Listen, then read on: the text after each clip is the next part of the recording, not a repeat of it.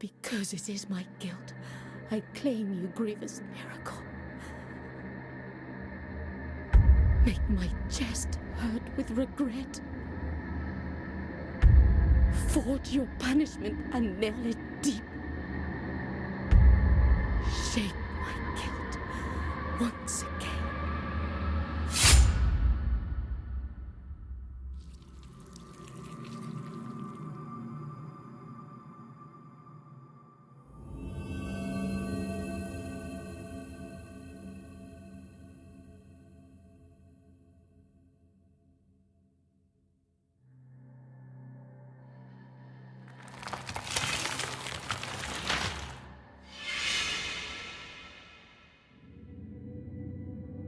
And thus, guilt, repentance, mourning, and every pain of the soul of all kind were visibly and tangibly manifested everywhere and in all of us.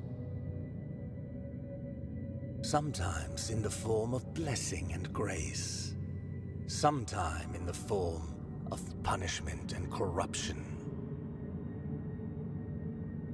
That divine will, equally pious and cruel, which we could not and will never be able to unravel, was called the miracle.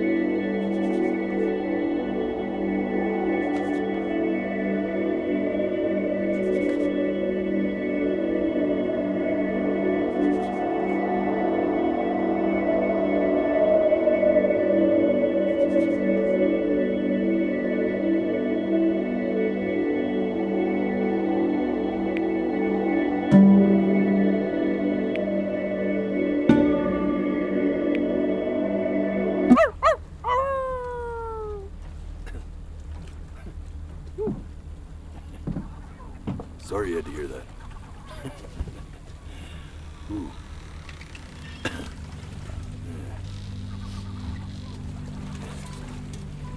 So sure, maybe I'm not the most verbose storyteller out there, but I know how to spin a yarn if I'm given something to work with. And that's where you come in. Your life. You're gonna show it to me. I want to see exactly what made you so absolutely great. So, just think back to the very beginning, the first thing that you can remember. I'm gonna send you there. But understand, no matter how much you like it, you're not gonna be able to stay, all right? Every time you blink, you're going to jump forward in time. Could be a second, could be 5 years. That's just how this thing works. Alrighty then. I hope he's ready for this. Now, the next time that you blink, I'm gonna send you back. Now, don't be a... And just try to enjoy it this time.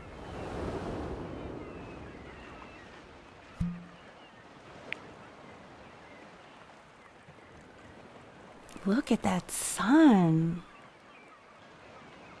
We've got a long, beautiful day ahead of us. Why are you smiling like that? You must really like it out here, huh?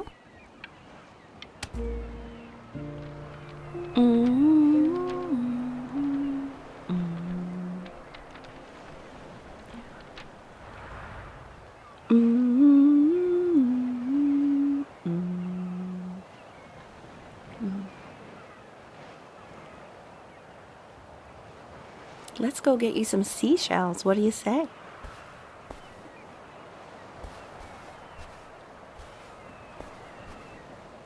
You see that big spiky plant over there? That's called an agave. 11 years from now, that plant will... The day really slipped away, didn't it? Oh well, days have a tendency to do that, I guess. Now, where's the first page of my piece? I can't find it anywhere. Did I put it in here? No.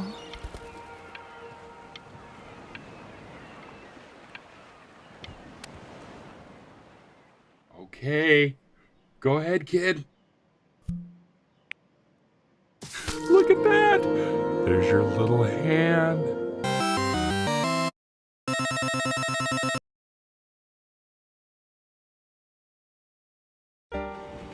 Dear Brother James, I hope this letter finds you well and that working at the docks is not too backbreaking. It's good to receive news from you and from home. Keeps my mind off of the war. We wallow in the trenches, in the mud among the rats and the dead bodies, afraid that if we stand tall, we might catch a bullet. But if you take anything from my letter, I want it to be this. Do whatever you can to stay away from this madness. You followed me everywhere when we were kids. But please, don't follow me here, James. There is nothing here but misery and death. Be safe and stay home. Freddy. Good, Shaggy!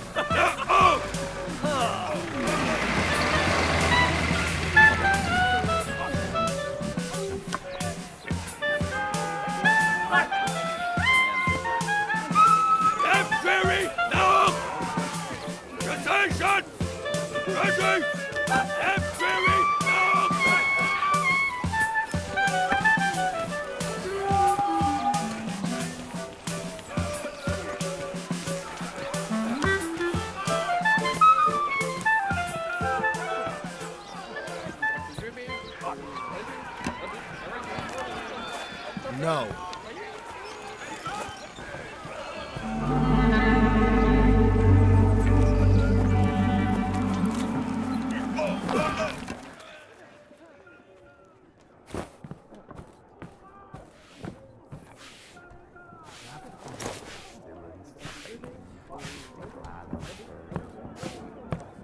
Up, up, up! I ain't never had with it.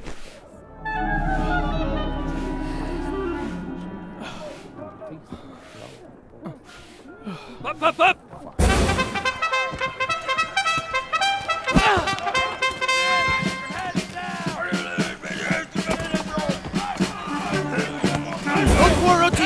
Down! Down!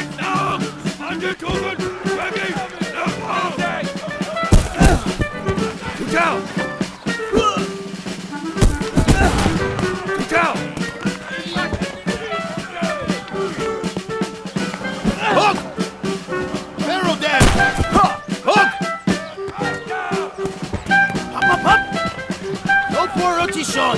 Pharaoh there! Up, up! Up, up, up! Pharaoh there! Look out!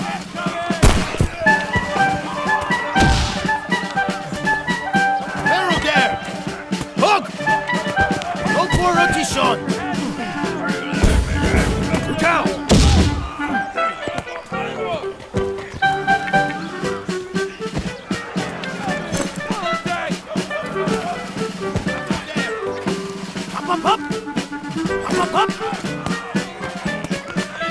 poor rotation! Hook! No poor rotation!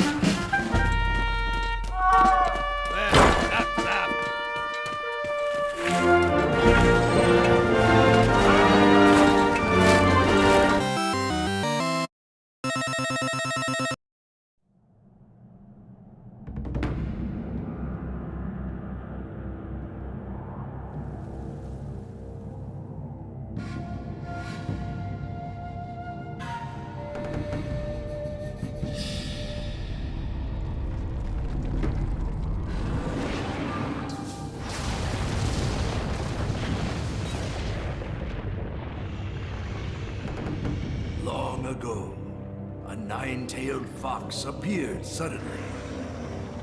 Its tails lashed out, smashing mountains and sending tidal waves crashing to the shores. The ninja rose up to defend their villages.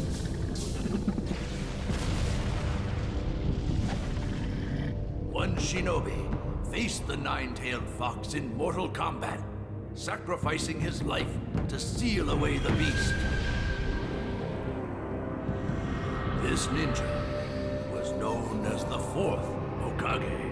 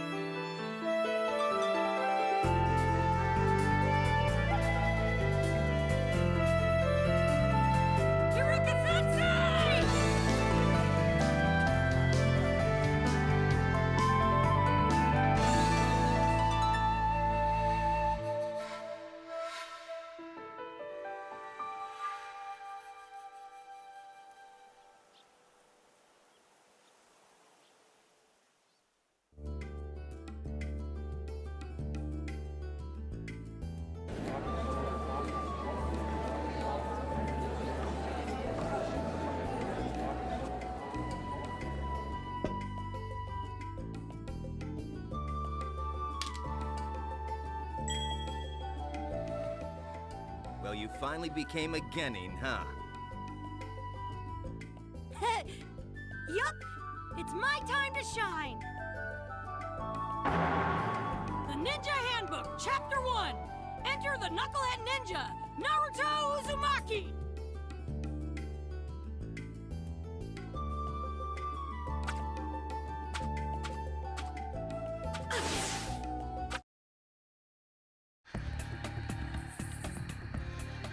Let's fight! Here I come!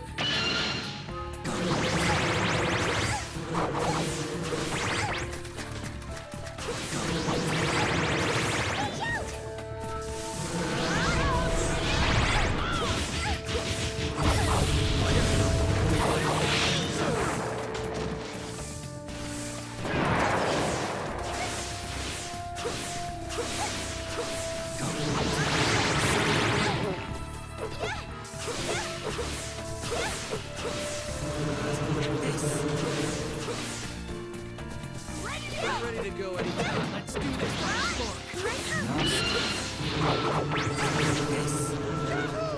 Is it my turn yet?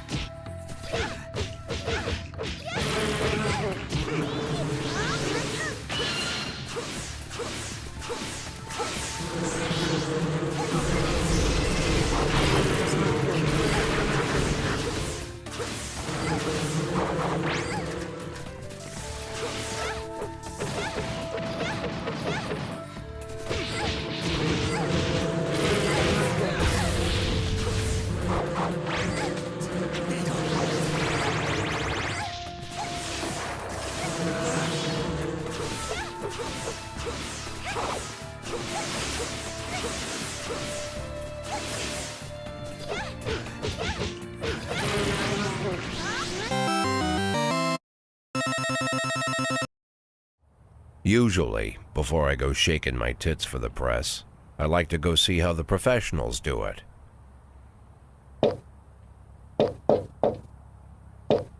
Some might say the chief of police has no business in an institution like this, but in fact it's the quietest and safest place in town.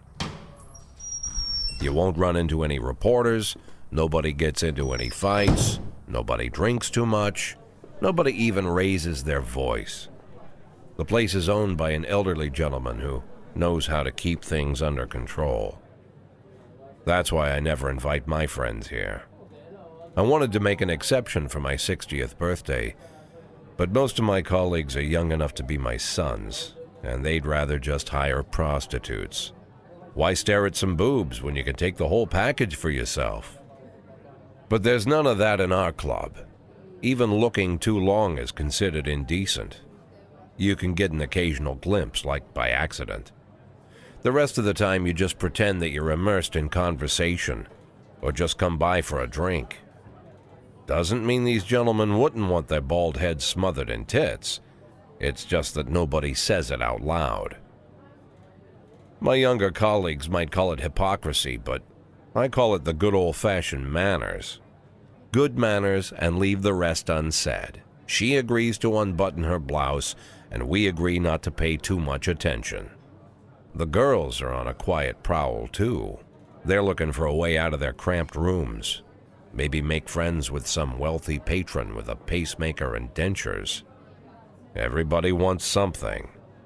But we have to control ourselves, or we'll all turn into libertines and prostitutes.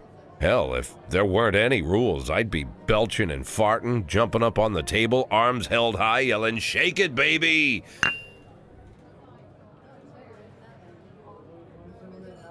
No idea how I got so barbaric.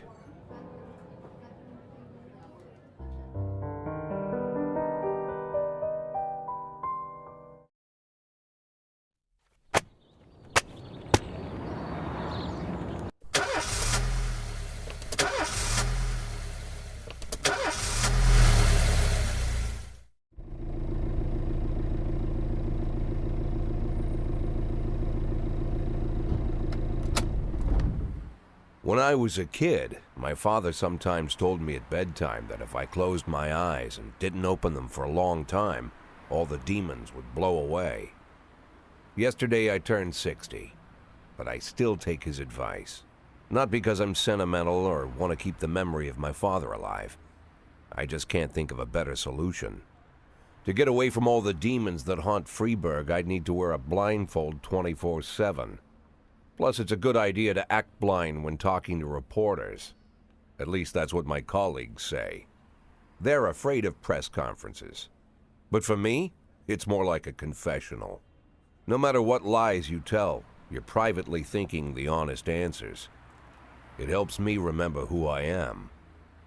The fact that I'll be reading all about it in the papers tomorrow is a small price to pay. Call it penance for the preacher.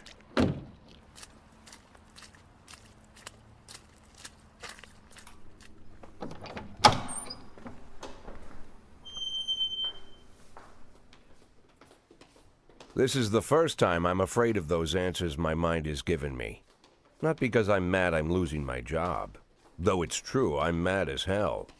Not because I subconsciously blame everyone else. Though I damn sure do blame them. And don't even ask me what my next move is. I can't imagine. But even that doesn't scare me. The worst thing is, I know I'm gonna have to do something. And I'll be damned if I know how far I'll go. I may have a lot of vices, but predictability isn't one of them.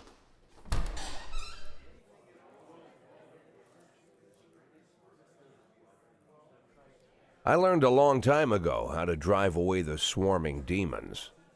But what do you do when they're trying to rip your soul from your skin? Shutting my eyes tight as I can. The best solution remains the same: play blind. I just hope the reporters think I was blinded by the camera flash.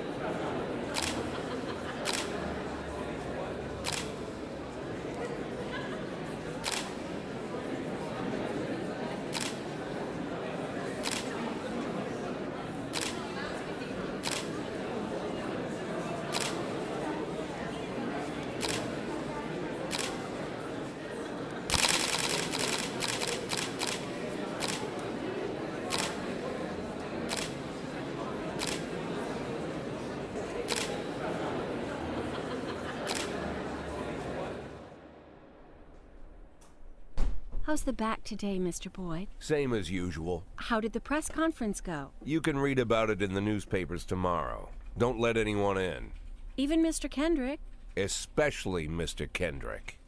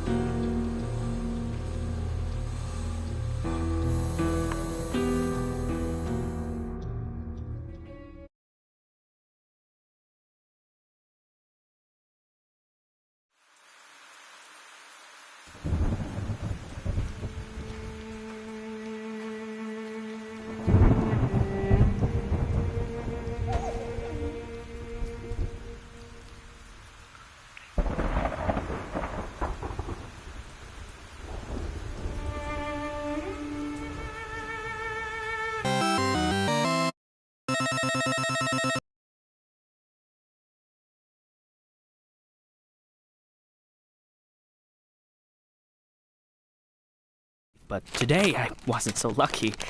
I mean, it wasn't just a regular funeral, was it? All Sharpwood showed up. Can you imagine? I had a teacher, Mrs. Dawson. I haven't seen her since the 3rd grade. Figured she'd moved or died.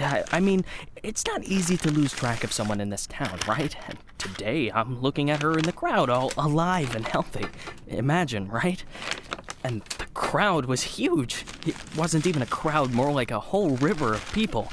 I mean, you look at all of them and you can't even see the end. All the roads were blocked. Just thinking. It's weird. There's this dead guy who's making it so an alive guy can't get his groceries on time, right? I mean, I just wanted to say, I really respect Sheriff Wells. He died a hero, right? Ask anyone. Everybody says he's a hero. But I'm just saying, I got a job to do. I don't want to lose it. Nobody wants to lose a job because it's not easy to find a new job in Sharpwood, right? So, The money's right there in front of your nose. Don't bother with the change. Mr. Nash, thank you. I just wanted to say that you don't need to call Mr. Summers. I mean, he'll be yelling at me either way. I deserve it, right? I'm just... Oh, by the way, those cigars you asked about? Caesars, right? Mr. Summers said we normally don't have them in stock, but we can order them. Maybe it'll take a couple of weeks or so, but what's a couple of weeks when it's a quality product, right? I remember one day I was looking... Forget it. I don't know how long I'll be staying. Oh, I hope. I mean, I hope that you won't be leaving too soon. You're like our best customer, or at least one of our best customers, am I right? I know there's a lot of stuff going on. Lots of folks are leaving. Even Pale Charlie left, and he's even older than you. He's 90 or something, maybe even 100. I mean, I'm sure you'll find yourself a decent job, right? I mean, have a good day, Mr. Nash.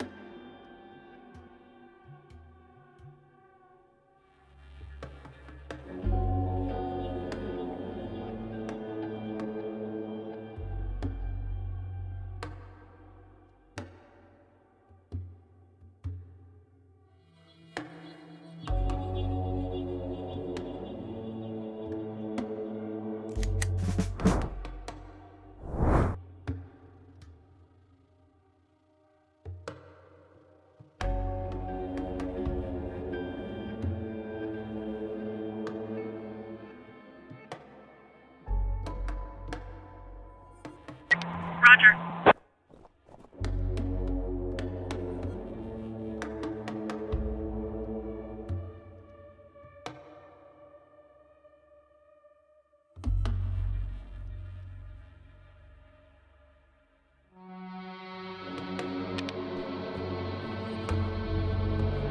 We have a visual.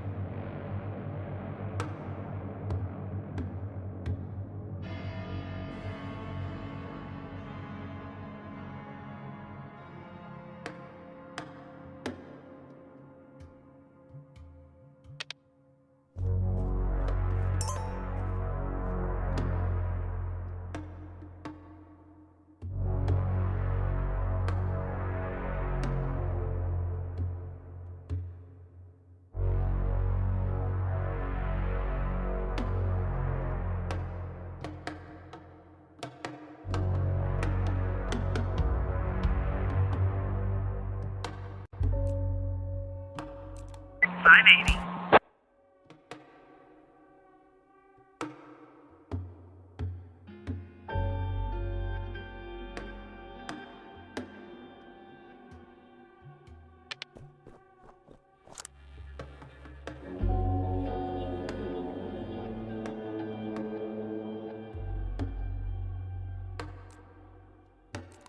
On the ground!